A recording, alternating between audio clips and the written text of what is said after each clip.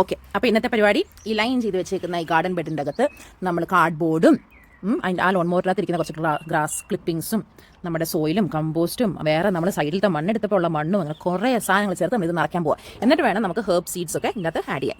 ലൈനൊക്കെ ചെയ്ത് കഴിഞ്ഞിട്ട് ആഡ് ചെയ്യേണ്ടത് കാർഡ്ബോർഡ് ബോക്സസ് ആണ്. ഈ ജോഫിയുടെ ബിസിനസ്സിൻ്റെ ഭാഗമായിട്ട് നമുക്ക് കുറേ കാർഡ്ബോർഡ് ബോക്സസ് ഉണ്ട്. അപ്പോൾ ആദ്യം അതിലെ പ്ലാസ്റ്റിക്കും കാര്യങ്ങളൊക്കെ ഒന്ന് റിമൂവ് ചെയ്യണം. എന്നിട്ട് കാർഡ്ബോർഡ് നമുക്കിങ്ങനെ ആഡ് ചെയ്തിടാം. കാർഡ്ബോർഡ് സത്യം പറഞ്ഞാൽ കുറച്ച് കഴിയുമ്പോഴത്തേക്ക് അത് തന്നെ അതിൻ്റെ അകത്തോട്ട് ഡീകമ്പോസ് ഒക്കെ ആയിപ്പോയി സോയിലിൻ്റെ കൂടെ അങ്ങ് ചേർന്നോളും. അതാണ് നമ്മുടെ ഫസ്റ്റ് പരിപാടി. ഇനി നമ്മൾ ആഡ് ചെയ്യാൻ പോകുന്നത് ഗ്രാസ് ക്ലിപ്പിംഗ്സ് ആണ്. ഗ്രാസ് ക്ലിപ്പിംഗ്സ് എന്ന് പറഞ്ഞാൽ നമ്മൾ ഈ ലോൺ മോ ഒക്കെ ചെയ്ത് വെച്ചിട്ട് അതിൽ വന്നേക്കുന്ന ഗ്രാസ് ഇല്ലേ, അത് ഉണങ്ങിയതായിരിക്കണമെന്ന് നിർബന്ധമുണ്ട്. അല്ലെങ്കിൽ അത് എന്തോ പ്രശ്നമാണെന്നാണ് ഇത് പറഞ്ഞത്. എന്തായാലും ഉണങ്ങിയ ഗ്രാസ് ക്ലിപ്പിംഗ്സ് ആഡ് ചെയ്യണം. ഇത് നമ്മൾ ഒരു മണ്ണിൻ്റെ ലെയർ. അപ്പം ഇത് നമ്മുടെ ടോപ്പ് സോയിലാണ്.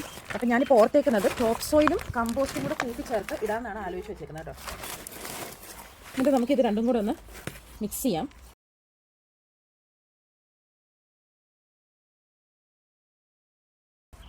അറിഞ്ഞില്ലേ? യെസ്. ഇനി നമ്മൾ ഇതിലേക്ക് കുറച്ച് വെള്ളം ഒഴിക്കും. എന്നിട്ട് നമ്മൾ ഇതിൻ്റെ അകത്ത് സീഡ് ചെയ്യും. നമ്മൾ അടുത്ത ഗാർഡൻ ബെഡും കൂടെ സെറ്റാക്കാൻ പോവാം കേട്ടോ.